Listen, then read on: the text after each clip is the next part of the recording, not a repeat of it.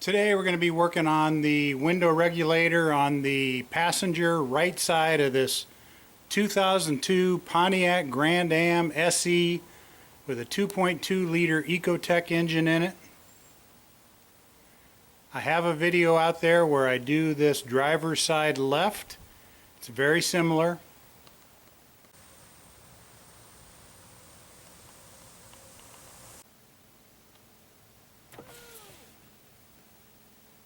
The problem we're having here is the classic, it'll go down a little bit, stop. If you wait long enough or maybe push on it a little bit, it'll go a little farther. Right now it's not wanting to move at all. So what's going on there is the motor is going bad in there. Probably the brushes, something with the motor, but it doesn't have enough oomph to drive this thing up or down. But right now we're going to get this door panel off and get to replacing this motor and the regulator assembly as a unit.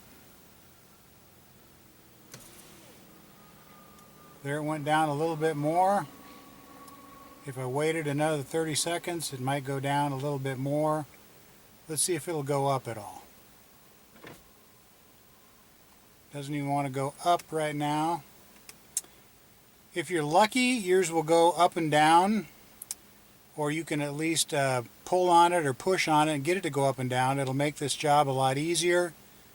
If yours is completely broken, then you're going to have to do one of several things.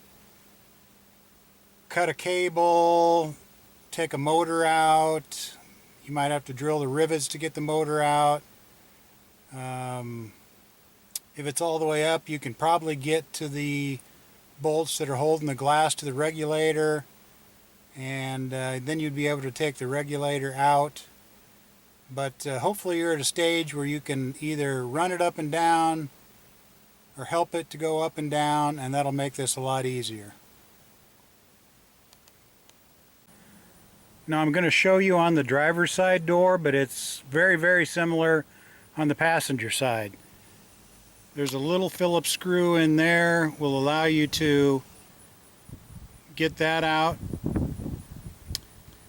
Once you get this switch assembly up, you'll be able to see a screw in there.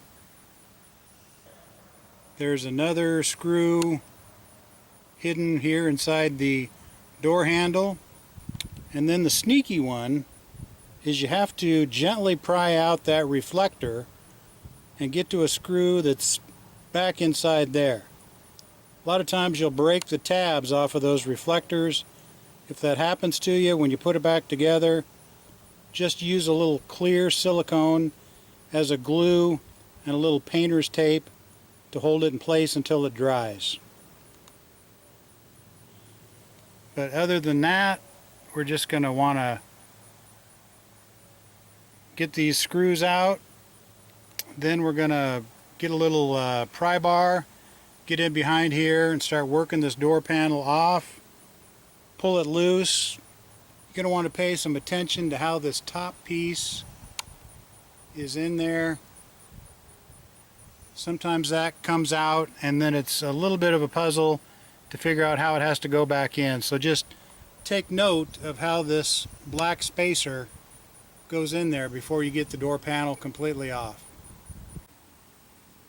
Here's the basic items you're going to need: Phillips screwdriver, pry bar, small metric sockets, magnet, painter's tape, not duct tape, painter's tape, a small ratchet so you don't get too crazy, about a 6-inch extension, and a small screwdriver to pry that reflector out.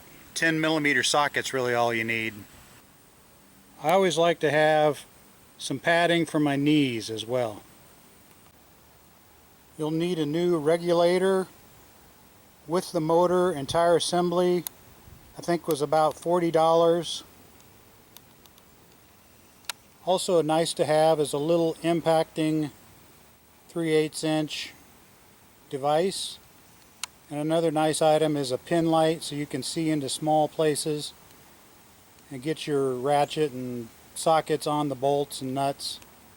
With this car, you'll have to pry this little tweeter out. No big deal, just get back in here and pull on it. There's just one clamp in there, I'll show you. So there's a couple alignment pins and 2 actual clips. There's also the wiring connector there. You'll have to disconnect that.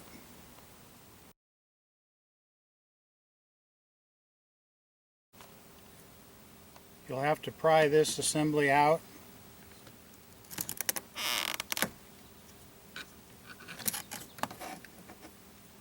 Remove those 2 connectors.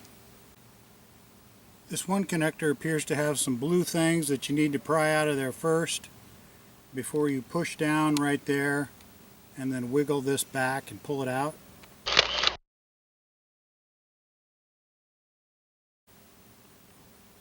Part of me thinks those blue things shouldn't do anything, but I don't know why they'd put them there if it wasn't some kind of a lock. Don't bother to take those blue clips out. I think they're just there to hold those electrical connectors in or give them some stability. So no need to take those off to get the connector off or out of the switch. But now I'm going to take a tiny screwdriver and pull up on that bar going over the fish hook, and I'm going to try and get another screwdriver back in behind, twist it, and push that fish hook out. If you've got really strong hands, you can just push in on this connector, wiggle it, and pull it out. This one here with the blue clips was a little bit of a bear cat. I finally put a little bit of penetrating oil down in there and wiggled really hard and pulled and got it. I'll clean all the penetrating oil out of there and clean the contacts up with a little electronic spray. Now there's that big screw that's back inside there. I'm going to use a magnet to hold on to that as I unscrew it. We've got that little Phillips there, and we've got another one hiding in here, and then we've got to carefully pry this out and get the one that's in behind that. After that, we use a pry bar and some finger strength, and we get this baby to come loose here, and then it should hinge up here and lift off. Get this out of the way. It'll come out over that handle. You don't need to take the actual handle, doesn't need to come off, just this trim ring. Now this one here will back out. It may not want to come out of there. You may get it with a magnet, or you might just end up leaving it there. I got mine out of there with a magnet. Going to want to pry this one out of there. It starts out with 2 of these, one on each side. Usually one's broken. So this one was held in there, like I said, with a little bit of silicone. But right in the center there, you'll find a pretty good sized Phillips screw in there somewhere. Maybe not straight in, maybe off to an angle, but back it off out of there, and then you're ready to start pulling this door trim panel off. Now that one was pretty much straight on in there, but usually it doesn't come out, but it can stay in there. Again, pay attention to how this top plastic piece is in there. If it pops out and falls on the ground, you might be scratching your head later on how it goes back in. But now you got those screws out, it's time to get the old pry bar, pry around in here, pry underneath, get your fingers in there and pull those plastic clips out. Swing this bottom out, lift up here, and then it should come out and go off to the side. On the way back together, you're going to want to make sure you got this speaker connector sticking up like that. So I've got the clips loose, and now basically it's just kind of hinging on there. So hinge back a little bit, lift up here, set this panel off to the side. So there's the inside of your door panel. You do have some hard styrofoam pieces that need to kind of be held in place when you put it back together. Here's your clamps. This one's bent over. You want to try and straighten that so it looks more like this one before you try and put it back together. Here's another one that's bent. Try and get that straight before you put it back together.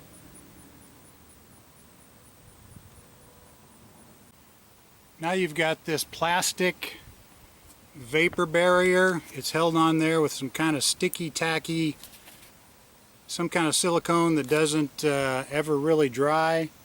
So just go ahead and start at the top and pull that down and just get it kind of hanging down there. You can probably leave the bottom. If you take it all the way off, no big deal. Later, remember you've got some wires that got to poke through it. Got some things that need to kind of line up when you go to put it back together. Some of your push pins have to go through here, so that has to be lined up.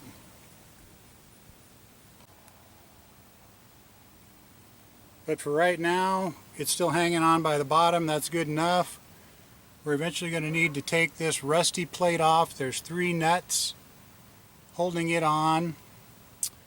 There's the that nut there is holding the window clip to the regulator. You can gain access to that through this hole up here. So the window will need to be all the way up to get to that. So I'll try and roll it all the way up here in a minute. Then there's some window regulator screws. We'll get to all that here in a minute.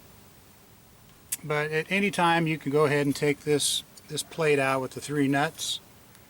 And then I'm going to work on getting this thing up so we can get the 2 probably 10mm bolts out of there, and then that way the glass is loose from the regulator. Now you're going to have to eventually take this glass and get it all the way up, and then use some painter's tape to tape that glass to the door frame to hold it in place while you're doing all this work. Now assuming your motor still has a little oomph in it, you're going to have to put that connector back in here so you can roll your window up and down. One thing to keep in mind is if maybe your window doesn't roll up, it could be there's a master on-off switch over here. If that's in the wrong position, only the driver's window will go up and down with the switch controls. So make sure that's in the right position to allow all the windows to go up and down, not in like the child safe position.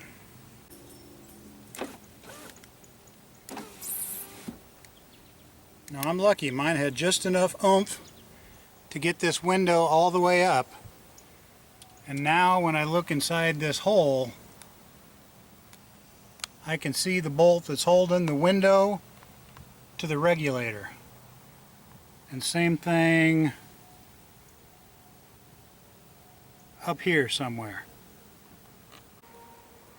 Actually what you want to do is lower your window until you can see these 2 bolts.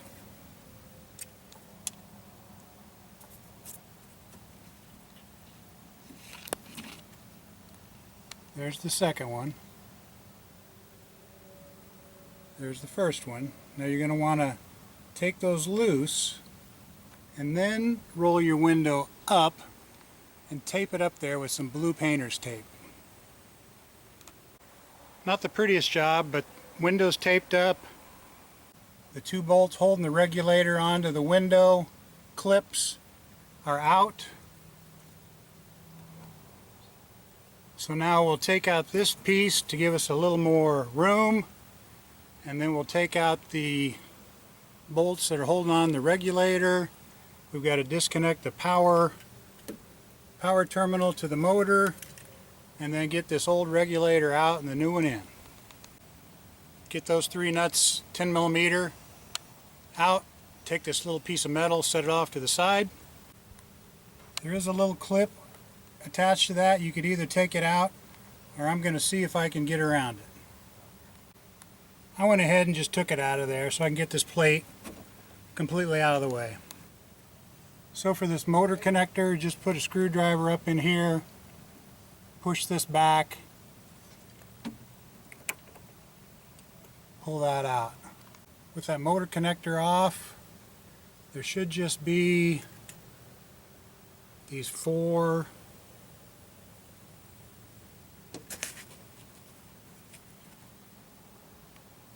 bolts, and then this thing should be loose. Manipulate it around, wiggle it out of here, put the new one in, reverse the steps.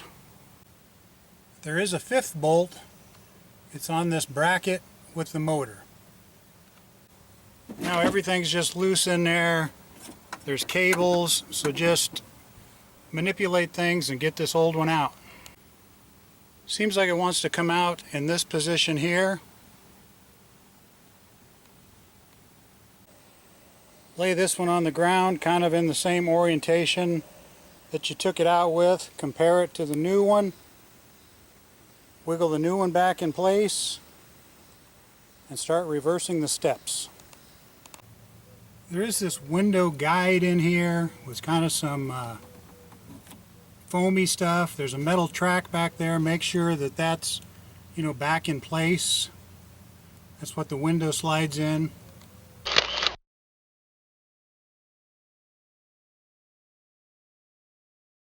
This new motor came with a pretty long wire and a plug on it. I want to make sure this thing doesn't just flop around down in there and get hit by the window or something like that. So I'm going to use a wire tie and tie it up in here somewhere, just so those wires and the plug are out of the way of any of this stuff that moves up and down. I've got the new regulator all tightened in place. Temporarily, I've reinstalled this switch. I'm going to run the window to the point where I can get it to about right here. I think it works better to get these down to where you can see them. Then work your clips into place.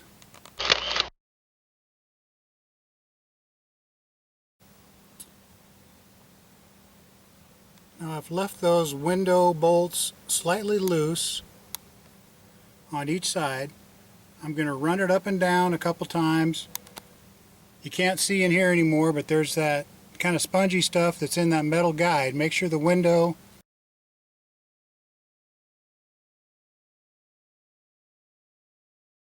is going into that guide properly. Run it up and down a couple times, and then carefully tighten these bolts. I'm going to use a small ratchet. You don't want to get too crazy here. If you use any kind of lubricant on the rails or in the guides, you're going to want to make sure it's just a silicone type, not anything like lithium grease, or don't use wheel bearing grease on those. You could probably use a little bit of silicone grease, but not much. Got that vapor barrier back on, lining up the important things, getting those connectors pushed back through.